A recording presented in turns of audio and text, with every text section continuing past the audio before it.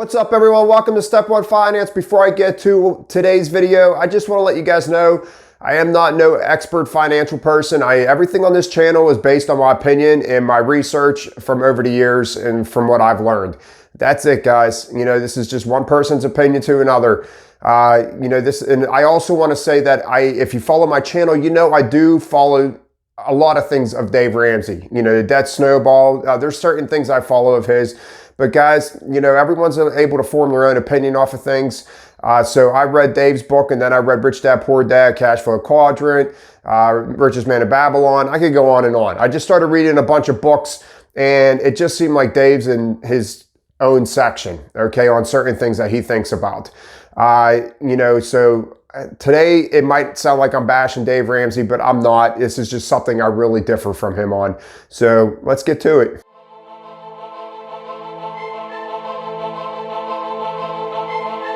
So before we get started, guys, if you could subscribe to the channel, hit that notification bell so you know when I post videos. I post Monday, Thursday, but sometimes I post in between those days. Gently tap that like button and help me out with my videos. Leave comments in the comment section below and share my videos. Guys, controversial credit score. I have done tons of reading in my past on finances and that. And this is where Dave Ramsey stands alone pretty much, in my opinion, along with his followers. To me, not having a credit score would be the most horrible thing you could possibly do. I just truly believe that being a millionaire, it's easy to say, let's just pay cash for everything. I say, come make $70,000 to $75,000 a year total gross between your household, and then you try paying cash for everything.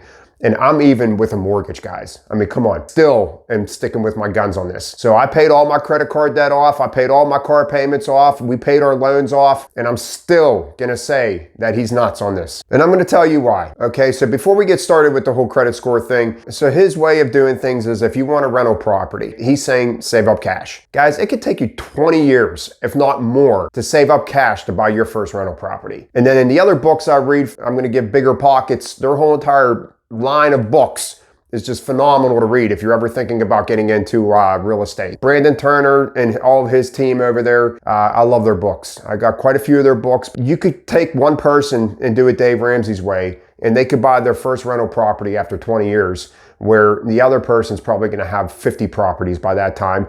And he might have a lot of good debt, but he is making tons of money, okay? He's making tons of money.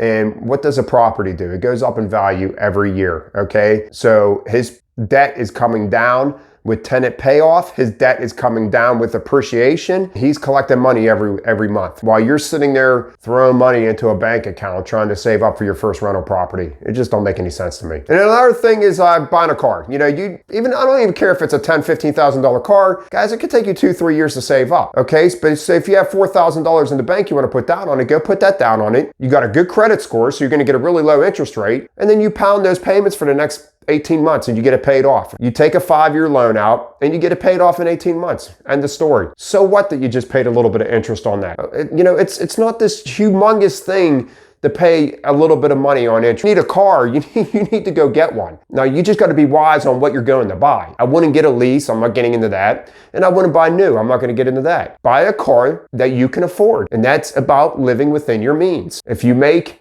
X amount of money, you shouldn't be going to buy a $40,000 car. You should be looking for a $10,000 to $15,000 car to get yourself around in for the next 5 years. All right, I'm done with that. The car buying gets me fired up. And to be fair, guys, do your own homework. I'm going to leave a link to one of Dave Ramsey's videos in the description below. Watch that video and weigh your options. I'm not here to force you to do one way. Unfortunately, on Dave's channel, he forces you his way and no other way. Me, I leave everything up for your own opinion, or your own discussion. Guys, you do whatever you feel is right for you. I'm not here to force anything down your throat. I'm just here to tell you my opinion. All right, so on to the credit score. The credit score ranges anywhere between 300 to 850, 850 being obviously the best that you could possibly have. I know when buying a car, they usually look for a credit score a little bit higher than 500.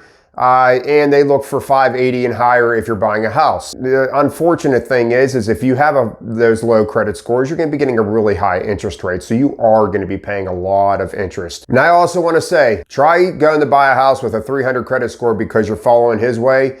and you're going to have to jump through a lot of hoops. I don't even care if you're coming with, mostly cash and you need to finance a little bit. Guys, you're going to have to jump through a lot of hoops. You're really going to have to search hard and long and hard for a company that's going to take you in. Yeah, the majority of them are not even going to look at you. So the 3 places that your credit score gets reported to is Equifax, Experian, and TransUnion. And each one of those places might vary in credit scores, not by much. Some of them sometimes will be the same, but when you go to look at Credit Karma, one might be 10 points higher than the other. And they also all report at different times. So a company, like say you pay a car off, they might report to Equifax before TransUnion or before Experian. And, so your credit score might differ a little bit from there.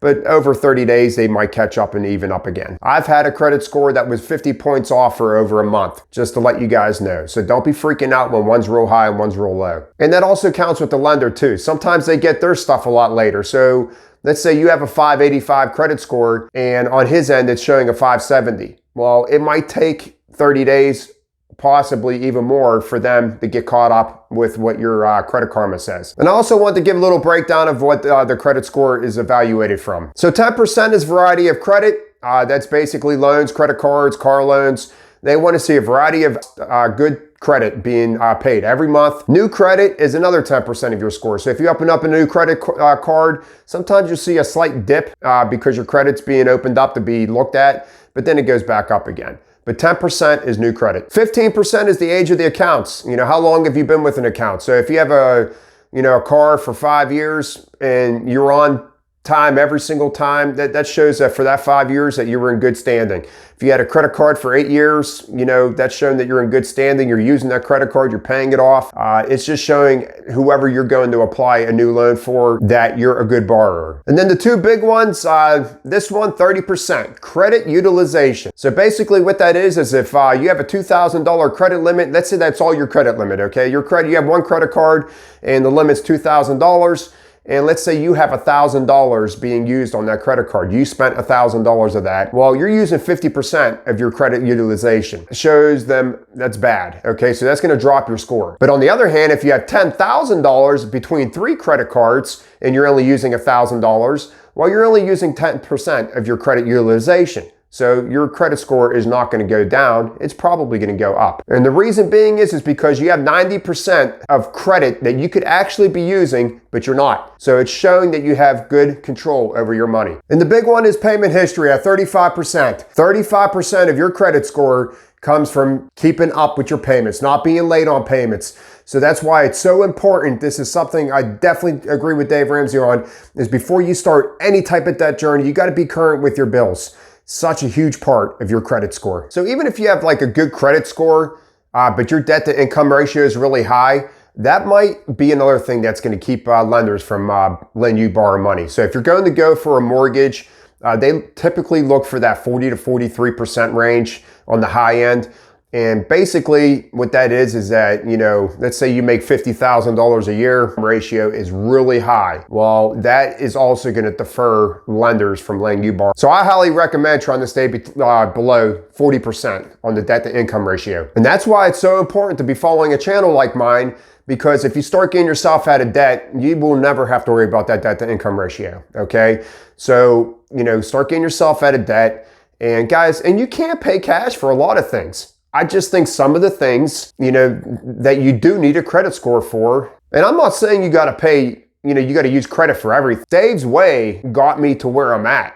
He's part of the reason why I'm where I am. And I do use cash for a lot of things, okay? I do have a nice emergency fund because I follow Dave Ramsey. When it comes to the bigger things, are you seriously going to save for a couple decades so you can move on in life and try to get a rental property so you can move up to, and build some wealth? That's why I believe in good debt and bad debt. So that's it for today, guys. I just want to show you how they calculate your credit score. And I wanted to let you know why I think it's a good thing. If you are a Dave Ramsey follower, then, that's fine, guys. If you feel like you're never going to, and I also think there's a certain group that follows Dave Ramsey, okay? And it's a big group. I think it's people that feel deep inside that they will never be educated on money. That's truly who I believe his strict followers are people that feel like they're never going to be educated on money and they need to go 110% of trying not to use any debt anymore. And that's fine. like I said, whatever you guys got to do to keep yourselves out of debt, then do it. So until next time, I will see you then, guys. Thank you. Have a good day.